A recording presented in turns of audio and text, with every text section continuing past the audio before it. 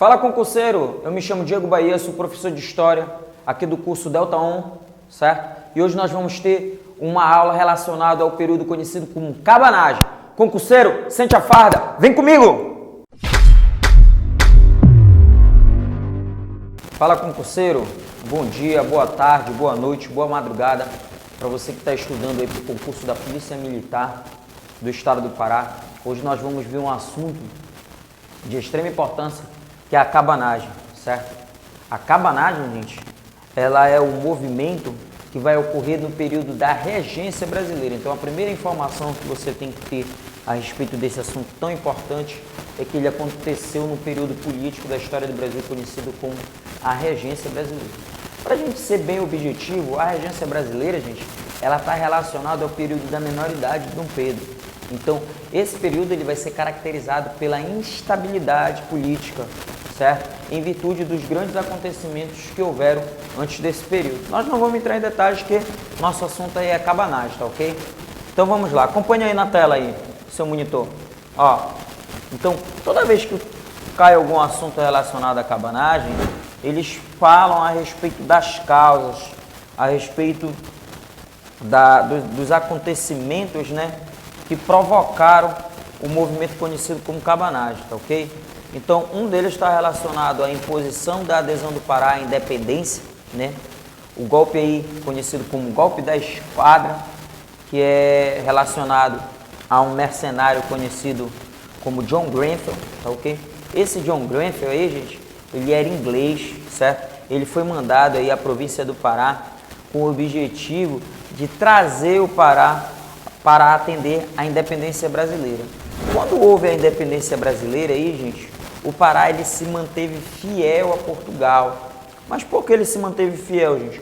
Porque o Pará, até então, ele mantinha relações econômicas com essa localidade, tá ok? E era dependente deles. Então você imagina que quando houve a independência a respeito da autonomia dos estados em relação à capital aí do Rio de Janeiro naquele período, que o Pará ele permaneceu fiel a quem dava uma maior atenção para ele. Por quê? Porque até então o nosso estado aqui, gente, ele faz parte da região norte. É uma localidade que é muito distante dos centros políticos do nosso país, e naquele período não era diferente, certo? Então, os paraenses daquele período, os próprios portugueses que aqui trabalhavam, né, eles tinham, né, um interesse maior com a Europa. Por quê? Por causa da proximidade geográfica, certo? Então, quando houve esse processo de independência, o Pará ele foi o último estado da federação, né, a província, melhor dizendo, né, a aderir a esse processo, certo? Então, essa adesão, ela ocorreu em virtude de uma ameaça. O que aconteceu? Mandaram o John Grenfell para cá, certo? Olha, John Grenfell é o seguinte, a província do Pará até então não sinalizou de forma positiva a respeito desse processo político de adesão à independência brasileira, e nós precisamos que eles assinem um determinado documento. O John Grenfell, que já tinha uma fama militar muito elevada naquele período, diz o seguinte: olha, tudo bem, eu vou lá, eu vou fazer essa imposição, mas eu preciso de armas, eu preciso de embarcações. E aí as autoridades dizem: não, pô, a gente não tem dinheiro mais. Todo o dinheiro foi investido nesse processo de independência. Dom João, quando voltou para Portugal, esvaziou os cofres do Banco do Brasil, a gente está quebrado. E aí o John Grenfell diz o seguinte: mas pô, como é então que eu vou conseguir conquistar o poder sem armas, sem embarcações, sem um aparato militar? Ele, olha, a autoridade falou para ele o seguinte: você pode usar da sua fama, você pode usar do seu nome para impor uma ordem, certo? Você pode blefar. Então ele se deslocou até aqui a nossa localidade, né? E disse que vinha em nome do novo governo, né? E que caso a cidade de Belém não aderisse a esse processo, a cidade de Belém seria bombardeada. Então, gente, você imagina que a cidade de Belém é apenas ali aquela área da cidade velha, certo? Uma área pequena. Você imagina uma área daquela pequena como se ela fosse, no caso, bombardeada, certo? Então, o poder da ameaça naquele período ele foi muito grande, certo? Então, as autoridades resolveram assinar o documento, né? E logo depois foi descoberto que se tratava de um blefe, se tratava de uma mentira. As pessoas daquele período ali ficaram revoltadas, certo? John Grenfell, já tomando conta de todas as instituições, com pessoas da sua confiança, mandou prender os arruaceiros, né, as pessoas que se sentiam revoltadas, mandou colocar elas, né, no porão de um navio, que ficou conhecido como o episódio do Brigue Palhaço. E nesse processo aí, gente, essas pessoas elas foram aprisionadas em um porão. A cidade de Belém naquele período, assim como hoje, era muito quente, é muito quente. As pessoas pela parte da tarde começaram a gritar, pedindo água, se sentindo sufocadas. A história conta que John Grenfell ordenou os seus soldados a jogarem cal, né, sobre essas pessoas, o que acelerou aí, né, um processo relacionado ao sufocamento. Então a maior parte das pessoas morreram sufocadas, certo? Então esse episódio ficou conhecido como episódio do Brigue Palhaço. A palavra brigue, gente, ela significa embarcação. Então, gente, esse episódio do Brigue Palhaço ele não aconteceu no período de 1835 a 1840. Ele está relacionado mais ao período da adesão, né? Lá pelo ano de 1823 e assim por diante, tá ok, gente? Mas ele é considerado uma das causas da cabanagem. Porém, não se esqueça, se ele cobrar no dia do seu concurso que o período, a situação do Brigue Palhaço aconteceu de 35 a 40, isso está errado. Aconteceu muito antes, mas é considerado uma causa. Por quê? Porque os paraenses daquele período ainda lembravam muito dessa situação do Brigue Palhaço, porque perderam muitas pessoas conhecidas, muitas pessoas relacionadas à sua família, tá bom? Porém, não se esqueça que esse episódio ele não aconteceu no período de 1835 a 1840, tá bom? E aí os altos impostos também são considerados uma das causas da cabanagem, a exclusão da maior parte da população, o domínio português na área política e militar. Os portugueses, gente, desse período, eles tinham as patentes militares, né? Tinham os maiores e os melhores cargos, enquanto que os paraenses, os amazônicos, eles tinham as baixas patentes, tá ok? Além, é claro, da questão da influência política. Essa questão da influência política também, gente, ela vai ser considerada uma causa da cabanagem. Por quê? Porque existiam dois partidos principais aí. Existiam os filantrópicos, que eram considerados o partido local, e tinham os caramurus, que eram um partido liderado pela sua maioria de portugueses. Então essas disputas políticas entre portugueses e paraenses, entre filantrópicos e caramurus, também vai abrir espaço para a revolta ou o movimento conhecido como cabanagem, tá bom, gente? E além disso, nós vamos ter a nomeação de um novo governante.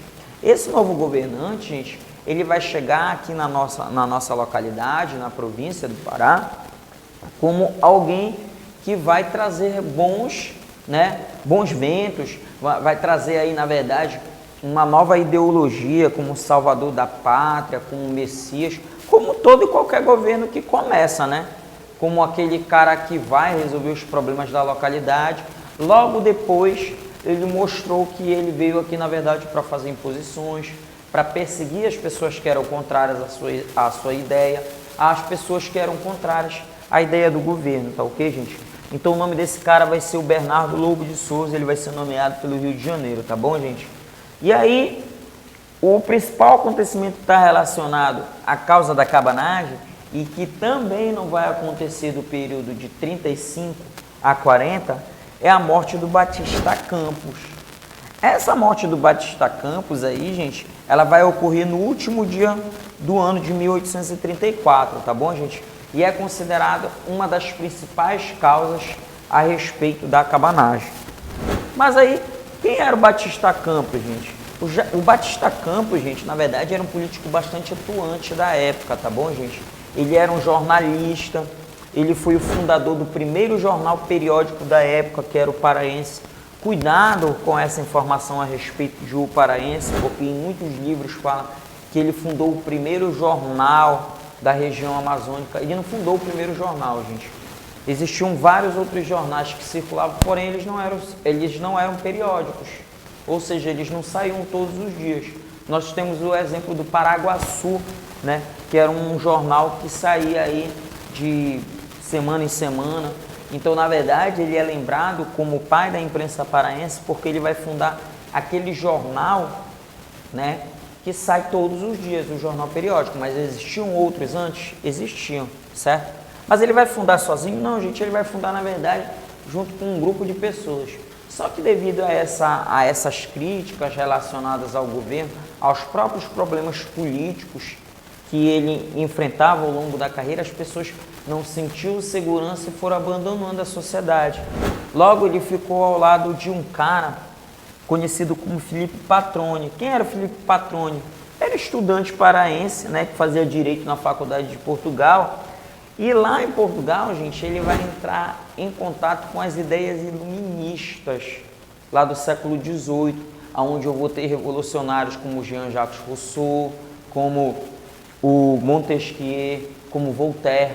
E todos esses filósofos, gente, eles vão pregar dentro das suas obras, dentro dos livros que eles vão escrever, o principal lema, que está relacionado à igualdade, à liberdade, à fraternidade. Então, a cabanagem, ela vai ter também essa influência por parte dos iluministas. Por quê? Porque uma boa parte dos intelectuais da época entravam em contato com essas ideias e faziam a sua difusão, né, nos meios, né, que se tinham disponíveis naquele momento.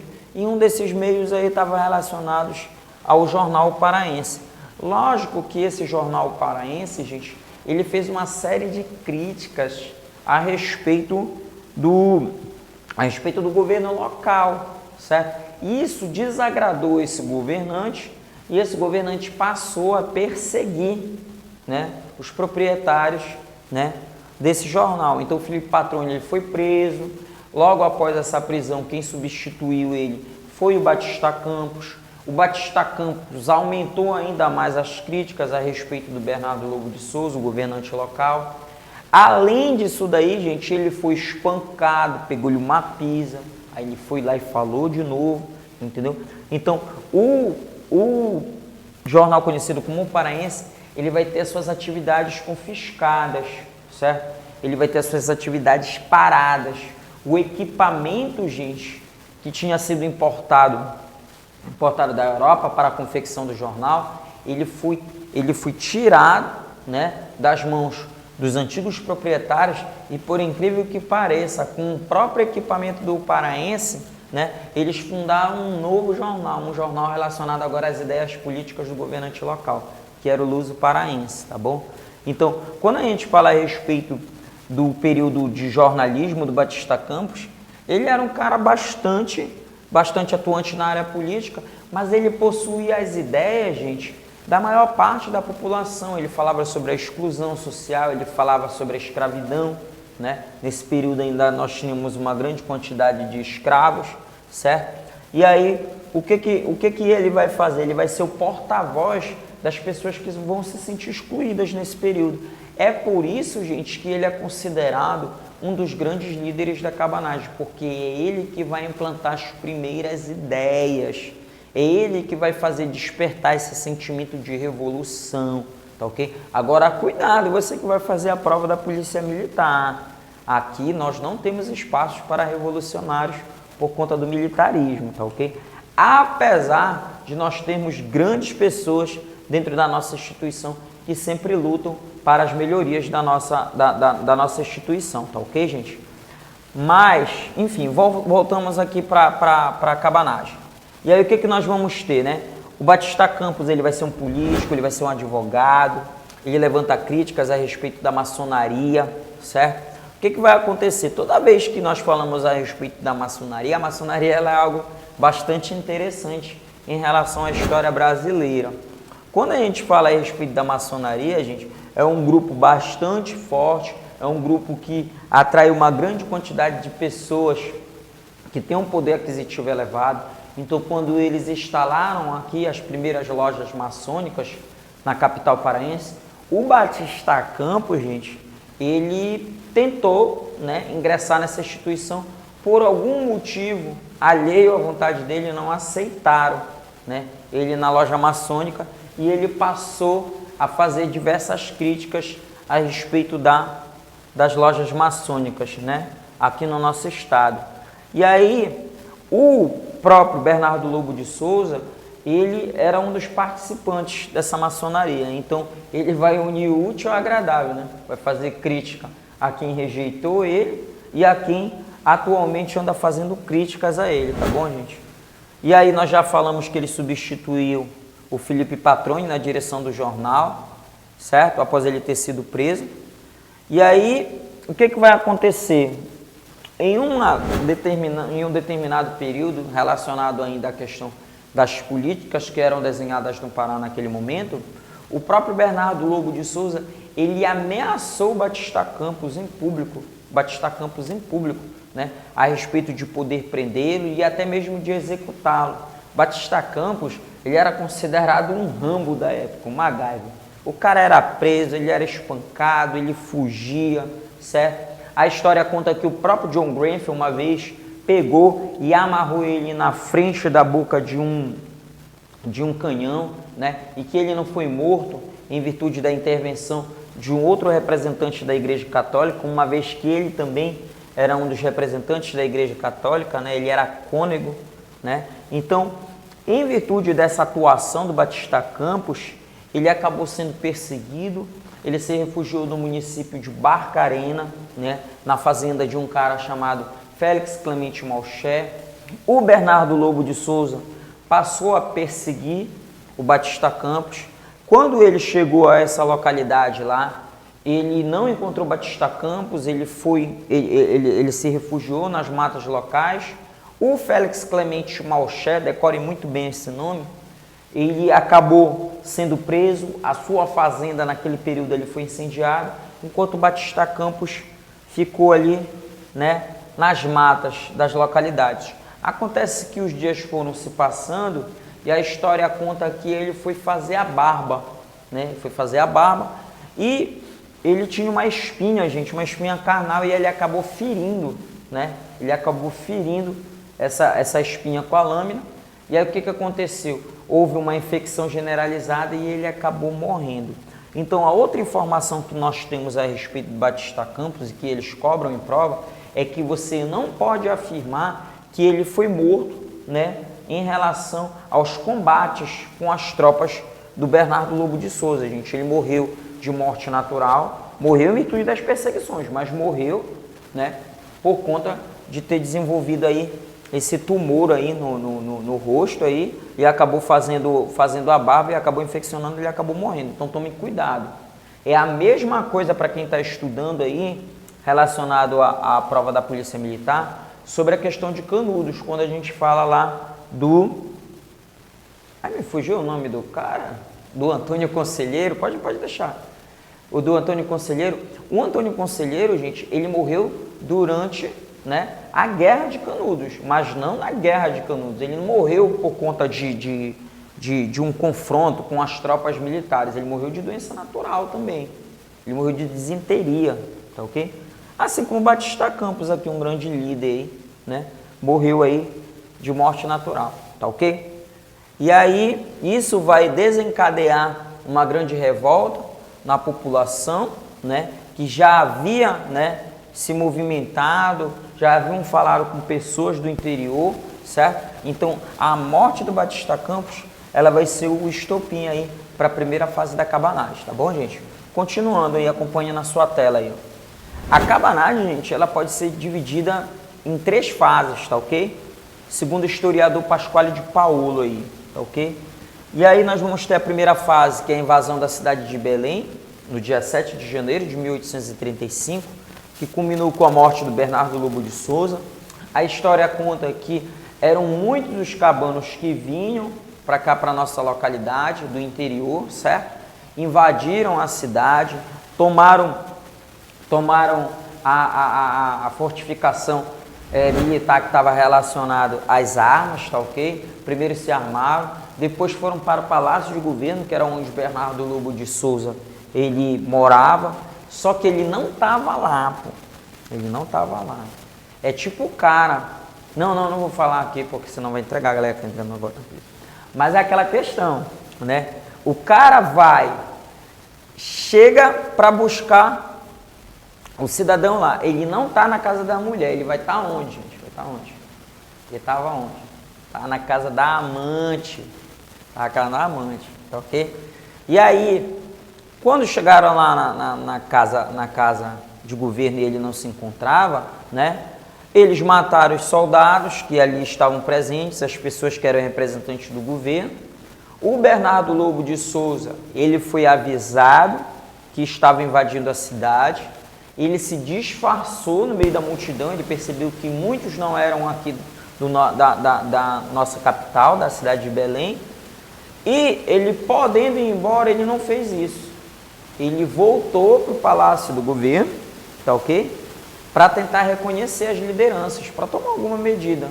Só que a história conta aqui que quando ele foi para dentro do Palácio do Governo, um dos irmãos Aranha reconheceu ele. Olha quem está aqui. E colocou, né? E o chamou, melhor dizendo, pelo seu apelido.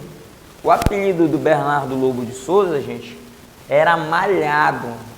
Por que era malhado? Porque, segundo os historiadores aí, ele possuía uma mecha branca no cabelo. Então o apelido dele era Malhado. Tá ok, gente? E aí, se conta que um caboclo, né, puxou a arma e deu-lhe um tiro no peito do Bernardo Lobo de Souza. E aí, após a morte dele, pegaram o seu corpo e ficaram, né, desfilando pela cidade, arrastando, xingando, né? Utilizando vários nomes lá de baixo calão aí, e só depois devolveram para a família para poder enterrar, tá ok? Com a morte do Bernardo Lobo de Souza, eles foram à Fortaleza da Barra, que era onde funcionava a prisão da época, e soltaram aí o Félix Clemente Malcher, aquele que havia sido preso lá na cidade de Barcarena, no episódio da invasão lá, onde o Batista Campos fugiu, tá ok? E nomearam ele como primeiro presidente cabano. Então, Félix Clemente Malcher, ele vai ser o primeiro presidente cabano aí, tá ok? Porém, o que a gente pode afirmar a respeito do Félix Clemente Malcher? É que ele não possuía as mesmas origens humildes do povo que o colocou no poder, pois era proprietário de escravos e latifundiário.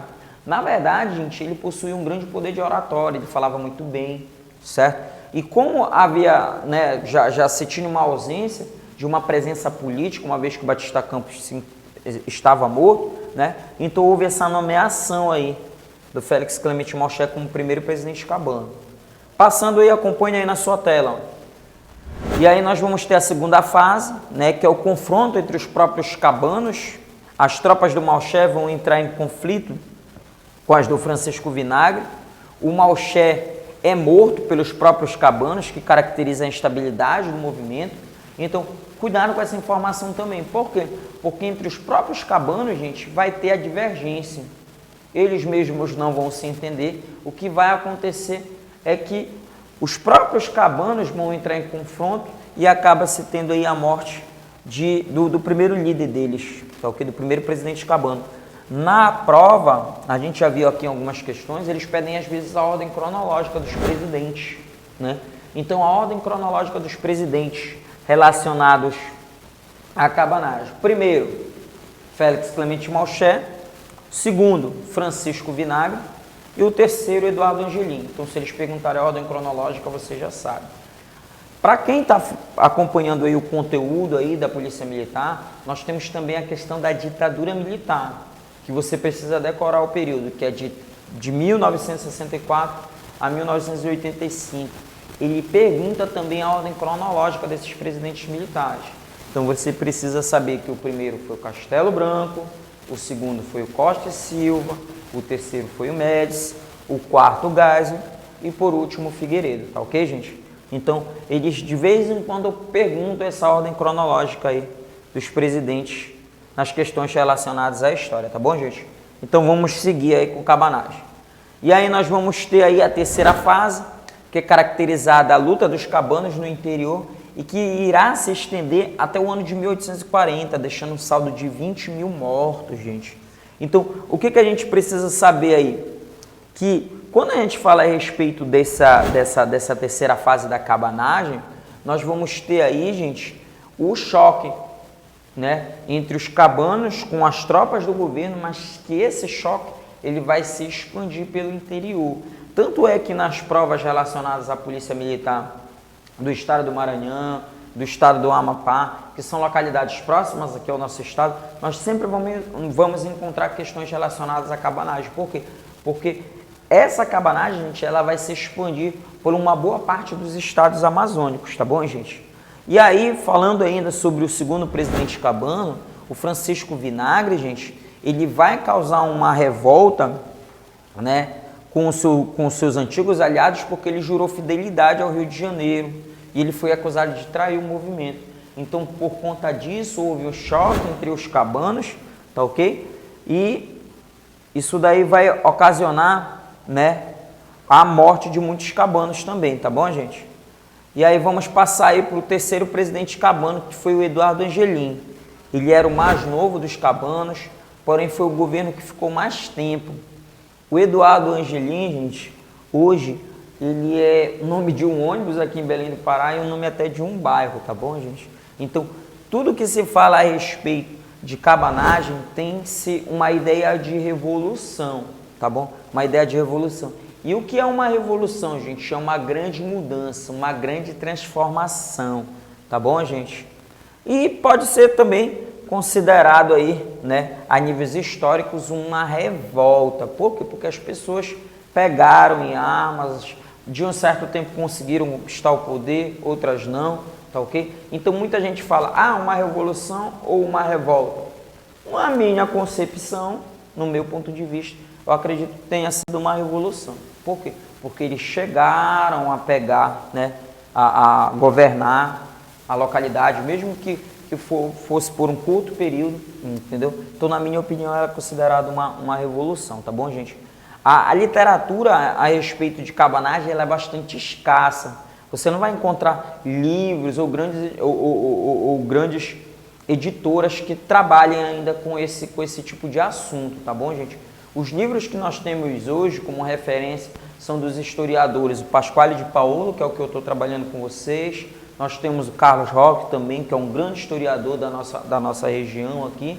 E nós temos o Domingos Raiol, que foi, na verdade, o mentor de nós estudarmos esse assunto até os dias de hoje, tá ok? Por quê? Porque ele foi o cara que escreveu o primeiro livro a respeito da cabanagem, né? Então, o primeiro livro que tratou sobre o assunto foi de um autor conhecido como Barão de Guajará. O seu nome era Domingos Raiol e o mesmo escreveu a obra Os Motins Políticos, né? Motim, aquela ideia de revolta, aquela questão da ilegalidade, né? Que nós vamos ter aí, que é punível, inclusive, pelo nosso Código Penal Militar, tá bom?